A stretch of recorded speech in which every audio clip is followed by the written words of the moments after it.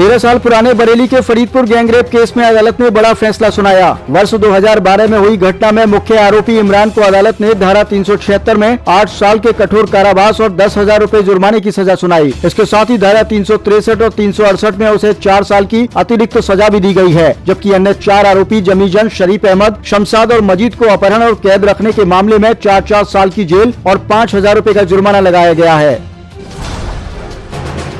बरेली देहात के फरीदपुर तहसील के चकबंदी कार्यालय में तैनात पेशकार रजत चौधरी को एंटी करप्शन टीम ने 15,000 रुपए की रिश्वत लेते रंगे हाथों गिरफ्तार कर लिया। शिकायत पदारतपुर निवासी आदिल ने की थी, जिन्होंने आरोप लगाया था कि जमीन के दाखिल खारिज की प्रक्रिया के नाम पर पेशकार रिश्वत मांग रहा था। शिकायत की पुष्टि होने पर टीम ने ट्रैप लगाया। गुरुवार को जैसे ही पेशकार ने रकम ली, टीम ने मौके पर दबिश देकर उसे गिरफ्तार कर लिया।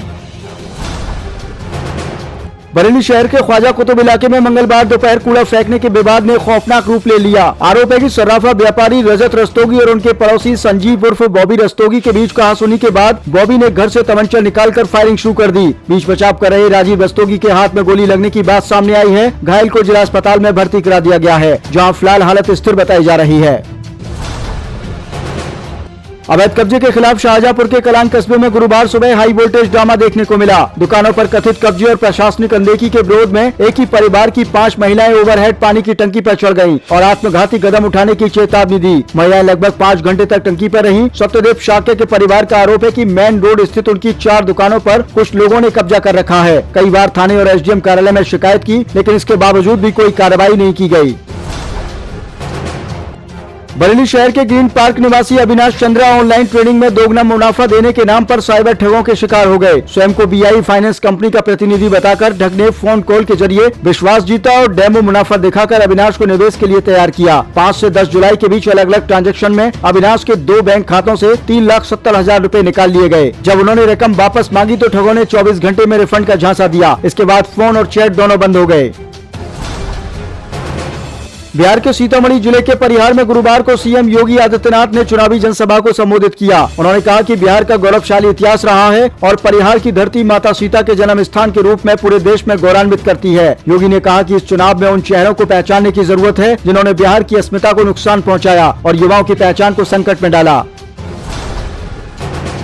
सपा के राष्ट्रीय अध्यक्ष और पूर्व यूपी मुख्यमंत्री अखिलेश यादव ने गुरुवार को बिहार विधानसभा चुनाव के लिए इंडिया गठबंधन के समर्थन में मोतिहारी, पूर्वी चंपारण और रूनी सैदपुर, सीतामढ़ी में 2 बड़ी जनसभाओं को संबोधित किया। रैली स्थलों पर भारी भीड़ उमड़ी, जहां नौजवानों ने रोजगार, न्याय और बदलाव के नारे लगाए। मोतिहारी की सभा में पूर्व CM ने कहा कि इस बार साफ संदेश है, बिहार का नौजवान नौकरी देने वाला मुख्यमंत्री चाहता है। उन्होंने दावा किया कि तेजस्वी यादव युवाओं को रोजगार देने का स्पष्ट मॉडल लेकर मैदान में उतरे हैं और बिहार के युवा परिवर्तन के लिए तैयार हैं।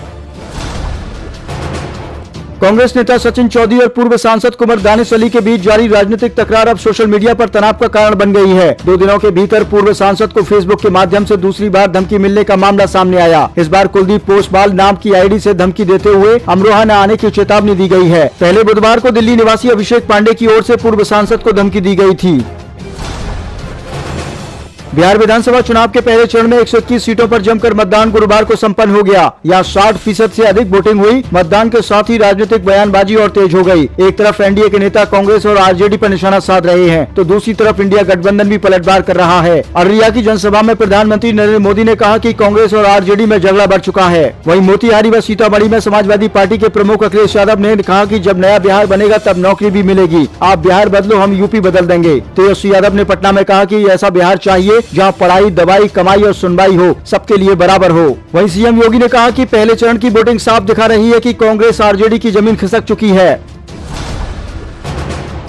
यूपी के पूर्व मंत्री मोहम्मद आजम खां के बेटे और पूर्व विधायक मोहम्मद अब्दुल्ला आजम खां को सुप्रीम कोर्ट से राहत नहीं मिली है। जस्टिस MM सुंदरेश और जस्टिस सतीश चंद्र शर्मा की बेंच ने पासपोर्ट में फर्जी जानकारी देने के मामले में कार्रवाई रद्द करने की उनकी याचिका खारिज कर दी है। अब्दुल्ला पर आरोप है कि उन्होंने पासपोर्ट बनवाते वक्त जन्म तिथि में हेरफेर किया। शैक्षिक अभिलेखों में जन्म तिथि 1 जनवरी 1993, पासपोर्ट में जन्म तिथि 30 सितम्बर 1990। इसी आधार पर 2019 में FIR दर्ज हुई थी और धोखाधड़ी, फर्जी दस्तावेज और पासपोर्ट अधिनियम की धाराओं के तहत आरोप पत्र दाखिल किया गया था।